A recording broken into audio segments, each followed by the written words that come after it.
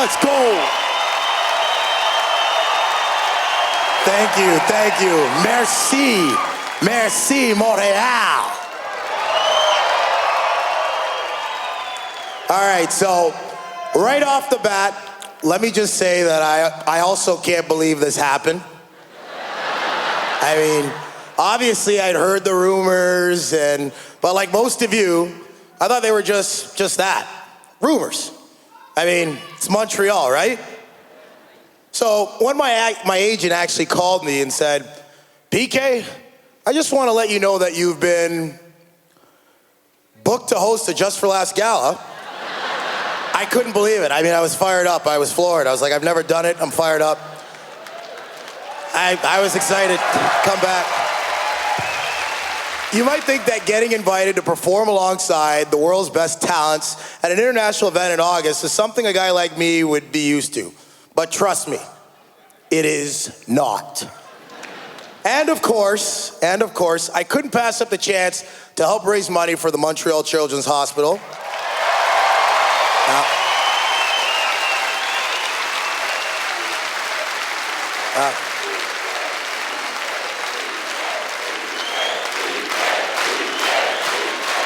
All right, now let's talk about the elephant in the room. I went to Europe this summer. And while I was there, I did all the things a normal Canadian would do, right? I drank some good wine, hung out at beautiful beaches, and got traded for Shea Weber. You know, the basics.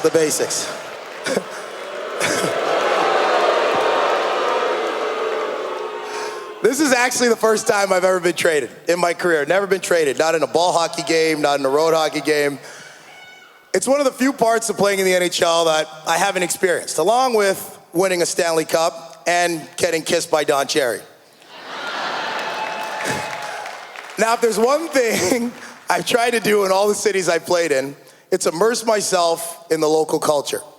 Like when I played in Belleville, I learned how to sail. When I moved to Montreal, I learned how to speak French. Right, ladies? And when I played in Hamilton, I learned how to breathe through my mouth.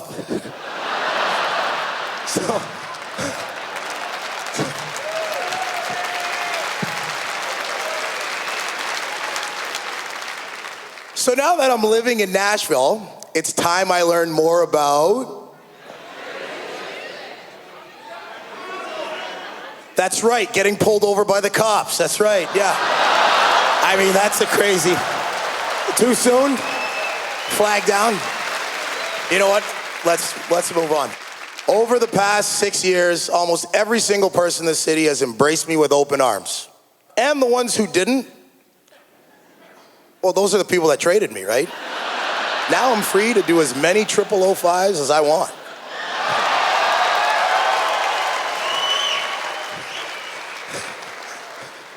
Now I have to admit that I was feeling pretty nervous, before coming out on stage tonight. I was a little nervous. I love you too.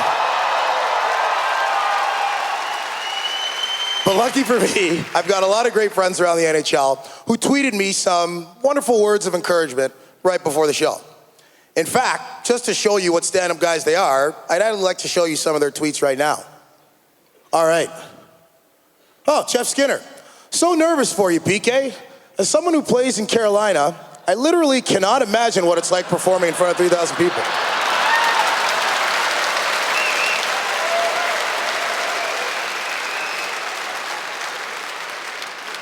They don't get a lot of fans in Carolina. All right, next. Yarmer Yager. PK, when I was a kid, hockey players didn't host comedy shows, but only because hockey and comedy weren't invented yet.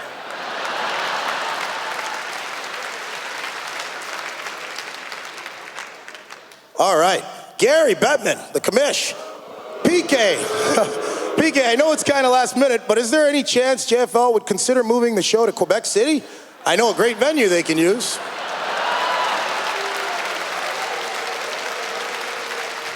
All right, Alex Ovechkin.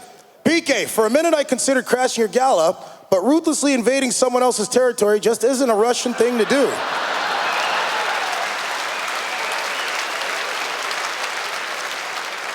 We'll just give that tweet an Ambien. We'll just let it sleep. I got no comment on that. All right, next. Gary again. He's active today. PK, hey, just tried buying a ticket for your gala, but Videotron says there's a $300 million arena tax.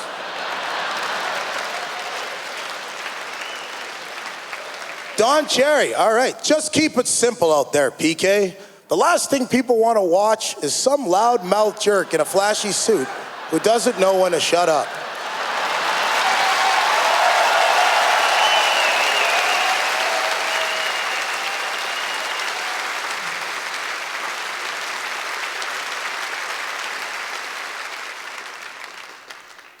Let's start the show. This comedian just finished shooting a brand new pilot. And I thought I hated turbulence. Please welcome Jeremy Hotz.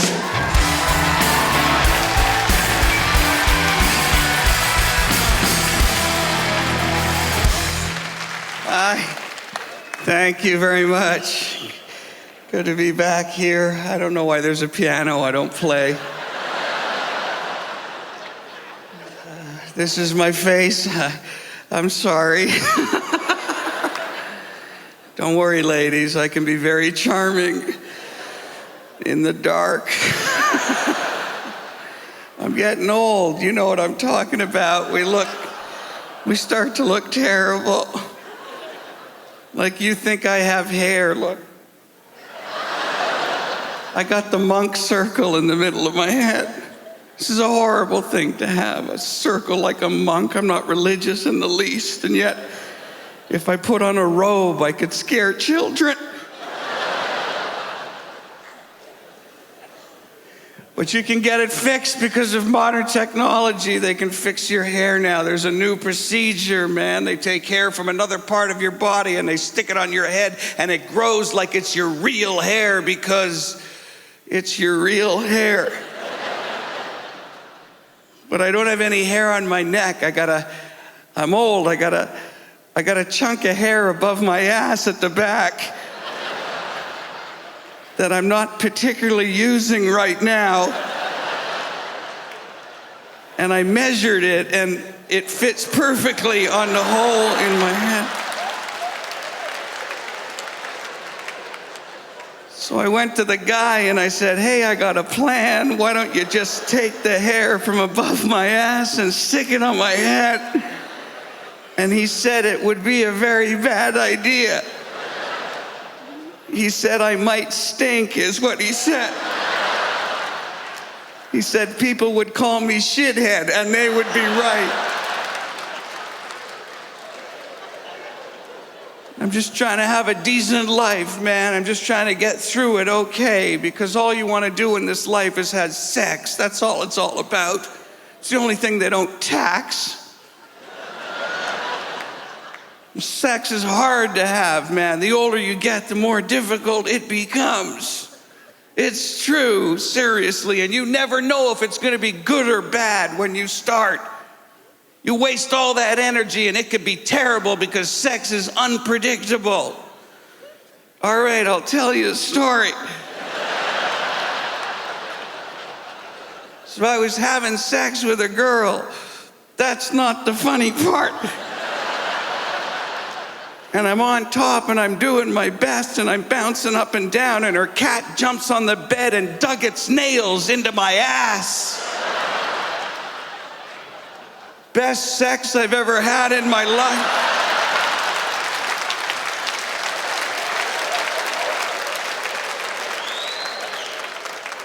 I don't see that woman anymore. But I bought the cat.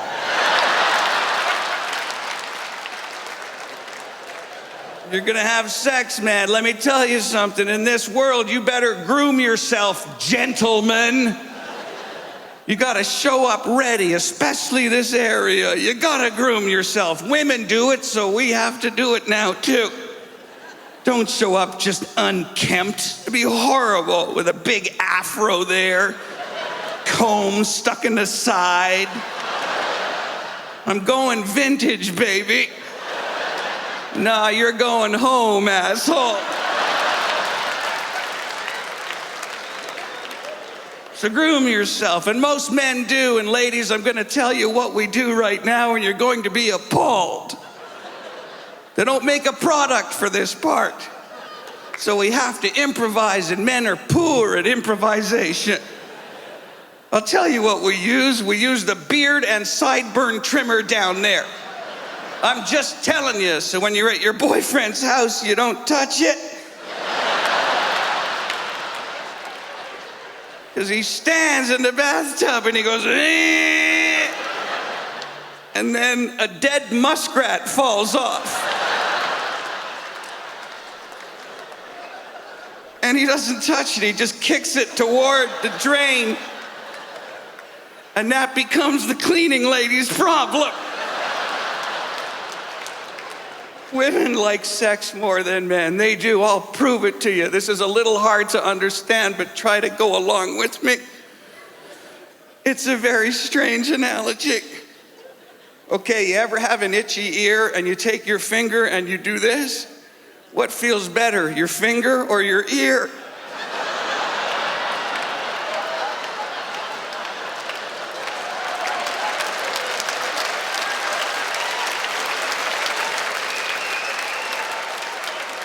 That's why in a man's life, the only time you ever see him do this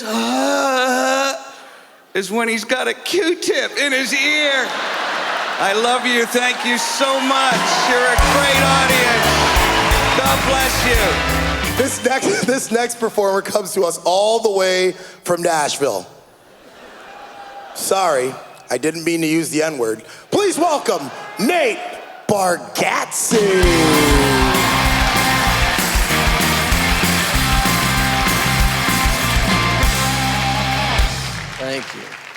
Thank you, everybody. I am from Nashville. And as a Predators fan, we are overjoyed. We've never had, he's gonna just run Nashville. We've never had anybody like, we don't even know what to think. And he's gonna fit right in. We already have a pretty big black, French-Canadian hockey playing community. So it will be just, you know, the best. I don't know. No, it's actually one now, so we're excited to get it started. I live in Nashville, and I travel a lot of hotels. Every hotel I go in, I ask if they have a gym. Like, I'm like, you guys got a gym? I don't even have clothes to work out in. And it's just because other people are standing there, so I like to ask. I don't work out. I don't know if I have to say it. I'm lazy. I realized how lazy I was. I was watching a football game once, and I'm sitting on my couch, and I was gonna get something to drink out of the refrigerator. And right when I get up to go get something to drink, one team kicked off to the other team. And before I could get back, the guy ran a 100-yard kickoff return, and I missed it. That guy ran 100 yards before I could get 3 to maybe 4 yards.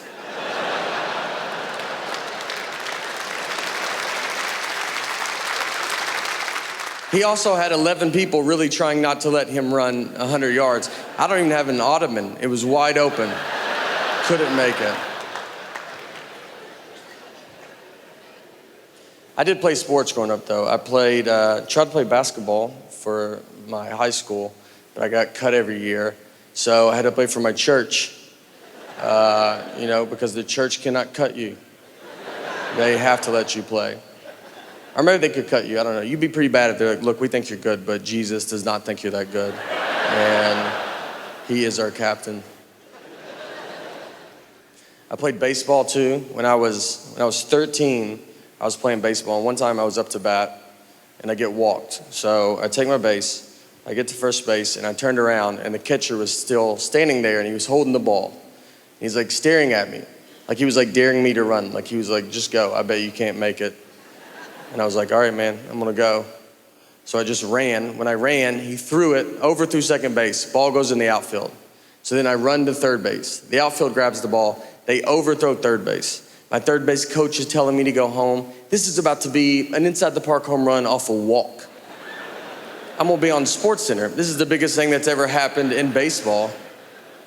And I slide, there's a play at the plate, and that's when the umpire tells us that it was only ball 3.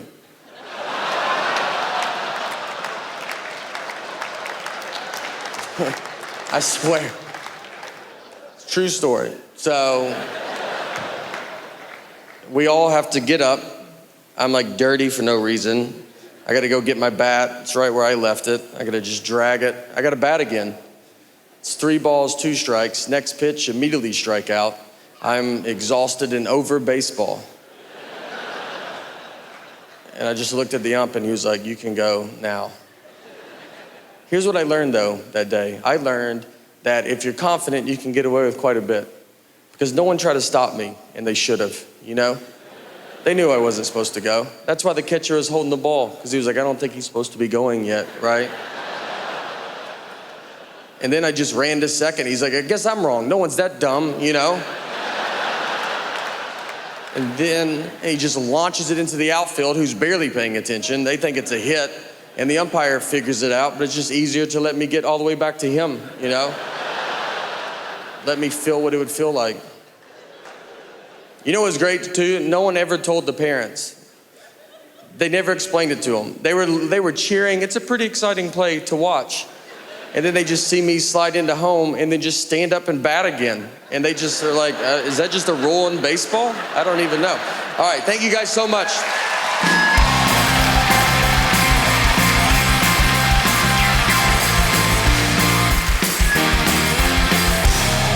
When I made my financial commitment to the Children's Hospital last fall, I told them I didn't want to be one of those athletes who just writes a check, because that's not really who I am. I'm someone who likes to get involved, be a difference maker. Tonight's show is one example of that, but I've also tried helping the hospital in other more direct ways. Check it out. Okay, so Mr. LaFrance. PK Suban? I've had a look at your x-rays, and I think I know the problem. Right now, your cholesterol is playing a tight 1-2-2 system that's clogging up your arteries. So, we gotta roll 4 solid lines of food groups so we can wear them out along the walls. What that's gonna do, it's gonna open up the middle so the blood can drive straight to your heart. Any questions? Can I speak with a real doctor? Uncoachable. Tell me that. PK, this is incredible. There isn't a footprint in sight. How do you keep the floor so clean?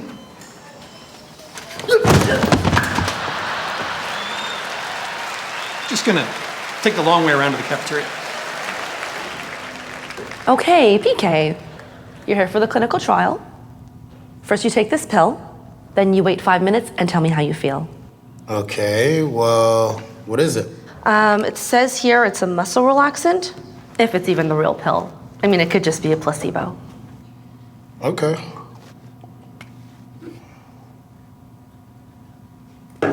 Back in 5. Yep. Well, someone certainly looks relaxed. Notice any side effects, PK? PK? Respect the system. No celebrations. No fun, PK. No fun. And that's when I realized there are worse ways to help than writing a check. Several, in fact. Country music is the engine that drives Nashville's culture and economy. It's what organized crime is in Montreal. So with that in mind, I'd like to embrace my role as an ambassador for the Predators by dedicating some of my favorite country songs to my buddies around the league. Some of these are fairly obvious, like, have you ever seen the way my buddy Brad Marchand reacts whenever someone breathes on him on the ice in front of the refs? You know that the only song for him is I Fall to Pieces. Now, it may surprise you to know that country music superstar Garth Brooks is a huge Hockey's fan. He's been a Predators season ticket holder for years and even wrote a hit song about his friendship with Gary Bettman. You know what that's called? It's called Friends in Low Places. There's this great song by Zach Paxton that I'd like to send out to all my former teammates trying to bring a Stanley Cup back to Montreal by playing Michel Therrien's System. You know what that's called? Good luck with that. Good luck with that.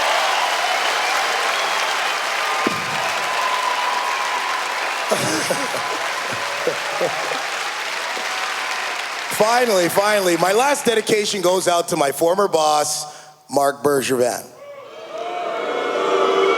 There's been a lot of speculation about our relationship, and most of it's really been unfair.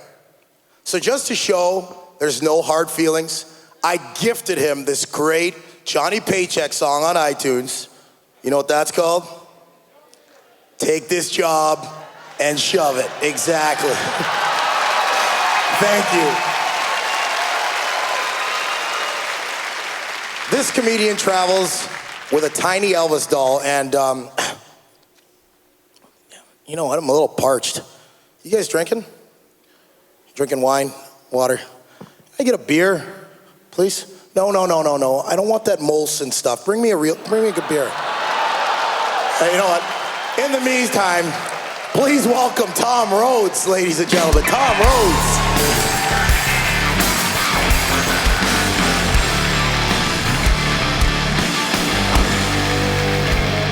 Bonsoir, Montreal. Yay.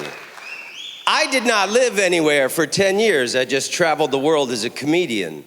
And last year I spent a month in Asia, and the knowledge nugget I have brought back for you from Asia is that the most beautiful women in the world are Thai men. All right, you've been to Asia. I was doing shows in China. I was in Nanjing, China, in the middle of China. There was a white guy in the front row, and I go, hey man, where are you from? He goes, Amarillo, Texas. I'm like, what are you doing in China? I swear to God, the guy goes, teaching English.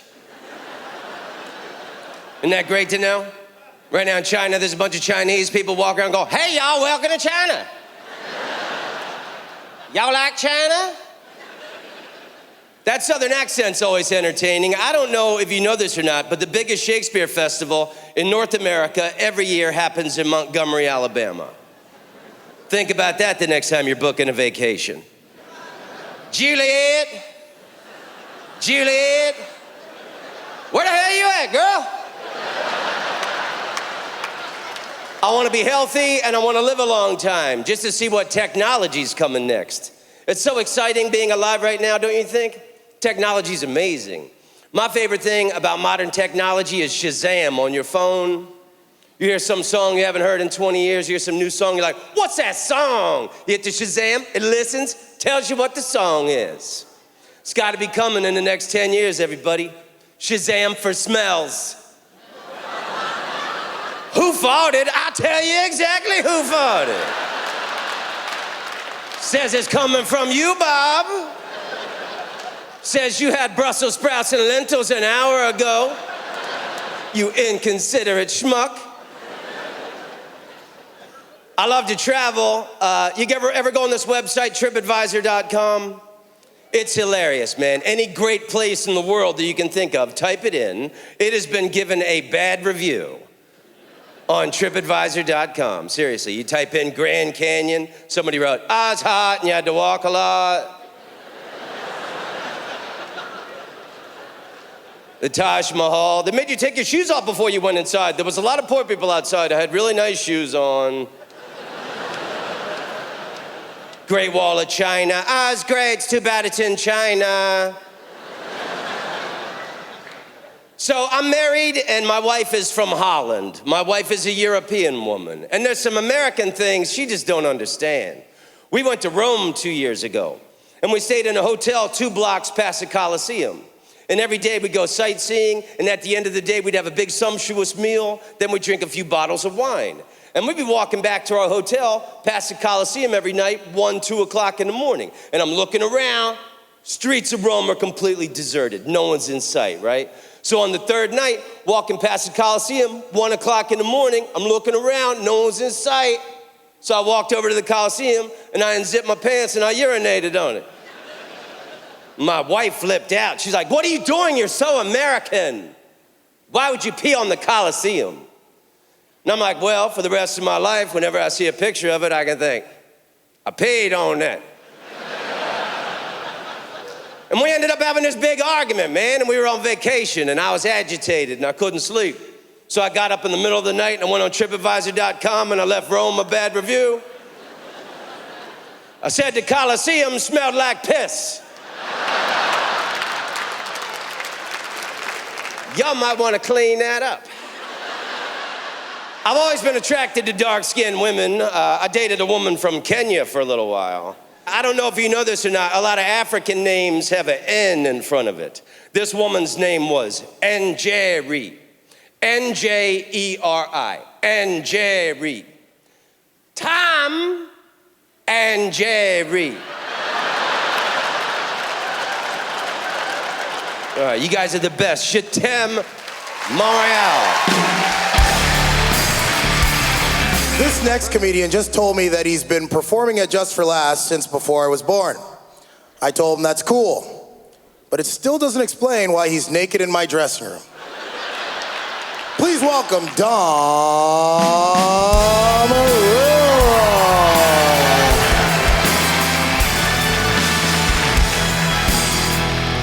First of all, I was naked in his dressing room for one reason alone, to make love to him. But in a manly way, just two guys lying on top of each other and talking. My fellow professional athletes. It's good to see that PK and I packed this place still.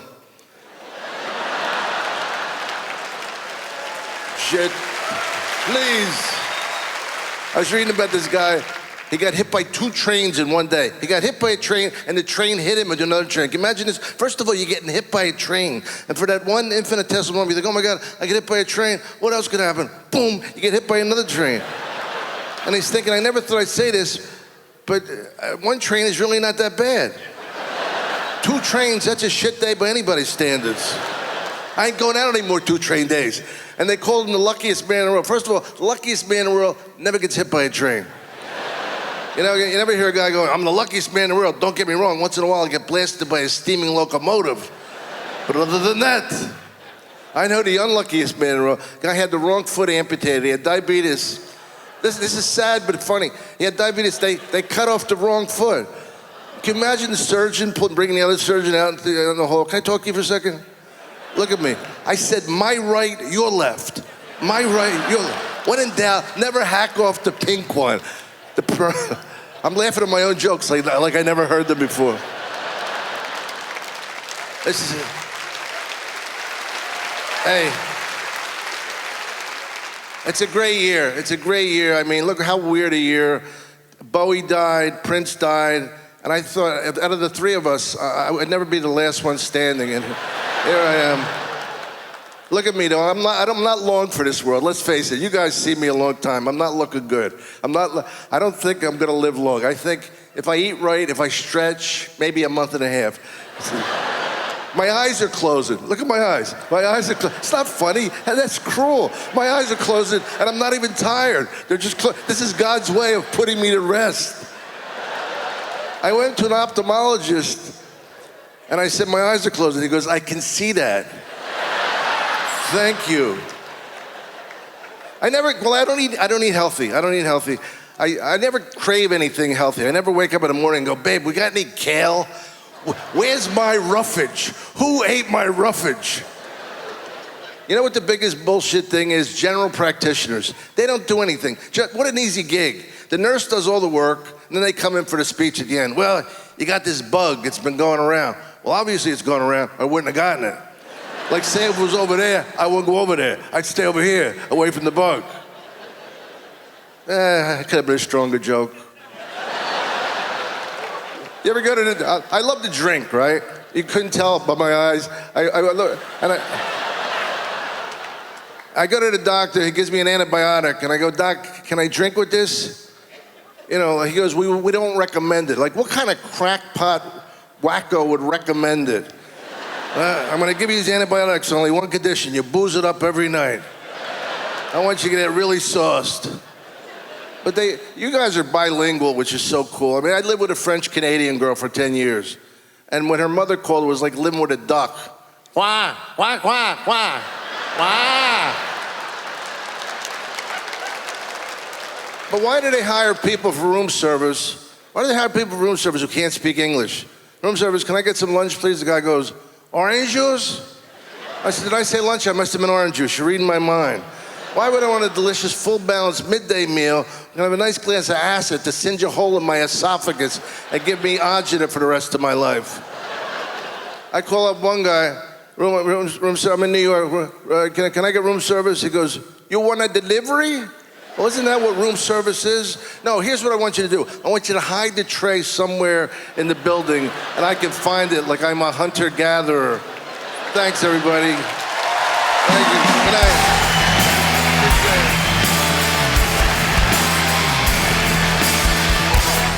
This next performer accomplished something no hockey player ever has. When she moved from Montreal to Toronto to achieve greater success in her field. Please welcome Rebecca Kohler.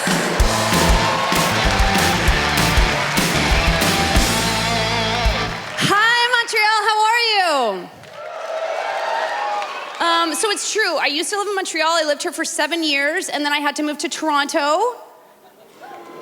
I know, I'm a traitor, okay? But I had to go because I went to the doctor, and he told me that I had an allergy to fun.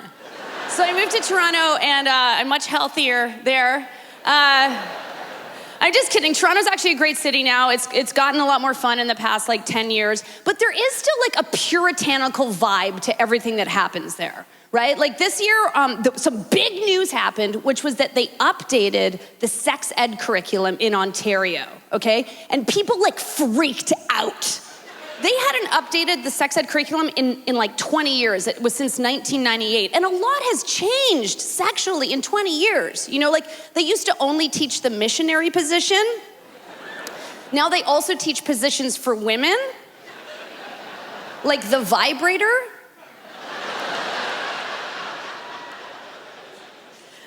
No, and they're talking about masturbation now in the 6th grade. They used to talk about masturbation in the 8th grade. Now they're talking about it in the 6th grade. But this is where Toronto gets crazy.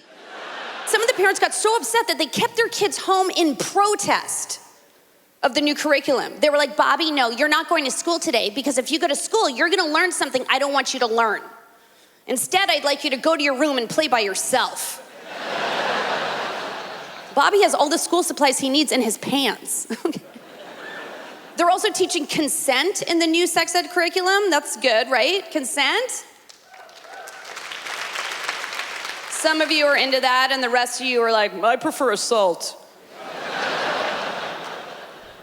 No, I think it's great that they're teaching consent, but again, the parents got upset because they're starting to talk about consent in the 1st grade. And the active imagination of the conservatives went crazy, because I admit that sounds weird. How are you gonna teach consent in the 1st grade? And I'm sure they're picturing some weird stuff with a teacher and a student, but that's not what it's like, because consent doesn't have to be sexual, right? There are tons of ways you can teach consent in the 1st grade, right? You have 2 little kids. You say, hey, Bobby, ask Susie if you can borrow her crayons. If she says yes, it means you can borrow her crayons. If she says no, it means she's a frigid bitch. I'm Rebecca Kohler, thank you so much. Have a great night. These next comedians used to host their own show on ESPN, celebrating obscure sporting events no one cares about. In Canada, we just call that the CFL. Please welcome the Sklar Brothers.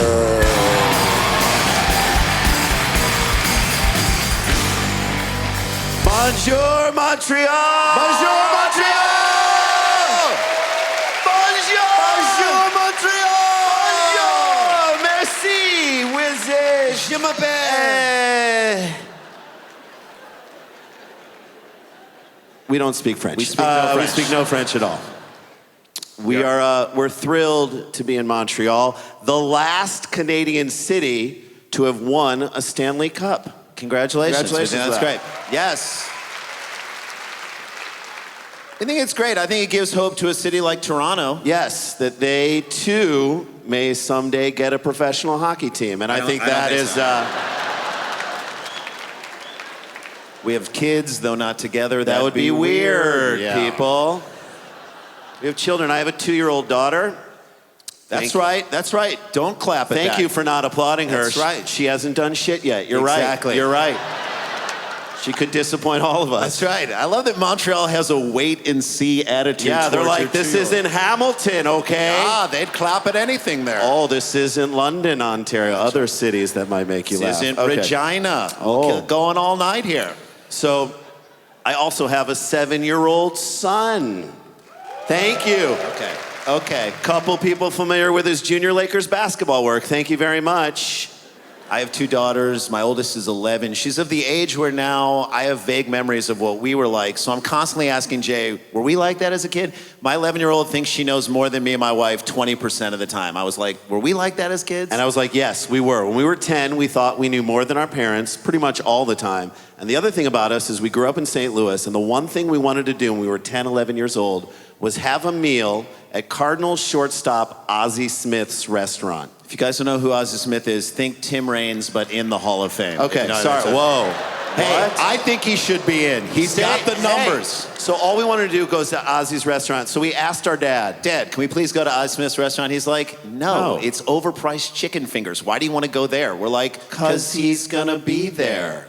Our dad was like, he's not going to be there. Okay, that should have been the end of the argument. But because we thought we knew more than our parents, we're like, shut up, old man! You don't know what you're talking about. Shut your mouth, be there, old man! Our dad was like, he's going to be playing shortstop for the Cardinals, you idiots. All right? It's not going to be at his restaurant. There was a time even where we wouldn't even ask him. We wouldn't even say, Dad, can we go? We would just walk behind him while he was sitting on the couch, and we'd say quietly into his ear, he's gonna be there.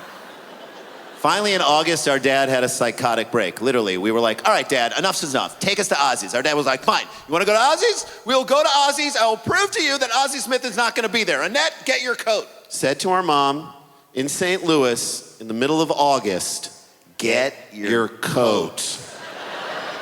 Man had lost it. We get in the car. We take the 8-minute ride to Ozzie Smith's restaurant. We're in the back seat. Mom in the front, sweating bullets. Yeah, she's in a goose down parka for some reason. I don't know why she... She's making weight for the movie Vision Quest. She's sweating, little trickle of blood coming out of her nose. We're in the back seat, we're looking out the windows. No one's looking at each other, but we're all kind of talking to each other. We're in the whole ride, we're like, he's gonna be there. Dad's like, he's not gonna be there. He's gonna be there. He's not gonna be there. He's gonna be there. He's not gonna be there. We show up. He's there. He's there! Yes! Students have become the teachers. Oh yeah, at that point we're like, we know everything about everything, That's okay? Right. What, do you want us to do your taxes for you, Dad? We could probably handle that at 10. This is how cocky we were. We brought our gloves and Sharpies for Ozzie Smith to sign. That's how much we knew he'd be there. And he was walking around to the tables, greeting the people, just as we had prophesied. This was amazing. We're so excited. We reach down to get our gloves and the sharps. We come back up. When we come back up, our dad has the bread basket, and he turns to Ozzie Smith. He's like, can we get some more rolls, man? To Ozzie Smith. It's like a scene from Lee Daniels' The Butler. We're so uncomfortable. Ozzie just backed into the kitchen. Then we imagine he backflipped to his car and drove home, right? Cut to 25 years later, we're performing at a cancer benefit in St. Louis. One of the last times our dad, who's sadly no longer with us, one of the last times he was out in public. He's there, Ozzie Smith is there. We told that whole story in front of both of them. It was beautiful. Now, this is why Ozzie Smith isn't just a Hall of Famer in baseball. He's a Hall of Famer in life. Ozzie Smith goes into the kitchen of the casino that we are performing at. He picks up a basket of rolls. There you go. Walks over to our father, says, here you go, Mr. Sklar. Here are those rolls that you ordered. Hakuna Matata. He did not say Hakuna Circle Matata. of Life. He did not say Hakuna Circle of Matata. Life, guys. He did not say Circle of he did Life. Not say Thank Hakuna you, Circle of Life. Okay, first of all, Hakuna Matata does not mean Circle of Life. It means no worries. They literally say that in the song. All right, he's the Wizard of Oz, not the goddamn Lion King. Okay, Cut him fine. some slack. But he did complete a 25-year circle, and our father, who was not an emotional man, we could see from the stage that he was tearing up his eyes. Everybody is watching this. All eyes on these two guys. Our dad looking up at Ozzie Smith, looking at this St. Louis icon, Hall of Famer. Our dad stares into the soul of Ozzie Smith, and our dad says to Ozzie Smith, where's the goddamn butter? True! Zinged him again. He was still mad that we were right 25 years earlier, and we can't fault him. Thanks, you guys. We're the Sklar Brothers. Good night, everybody.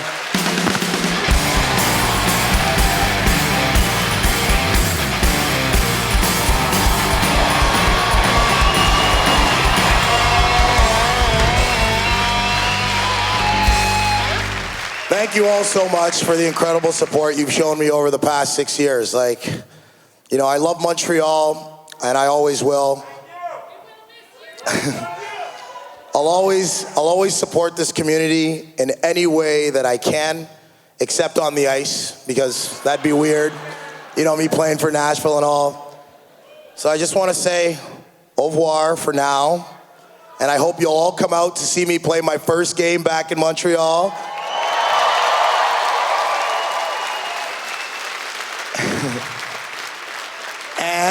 And if you want to wear a Suban Predators jersey to the game, I won't be sad. Merci beaucoup. Thank you and good night.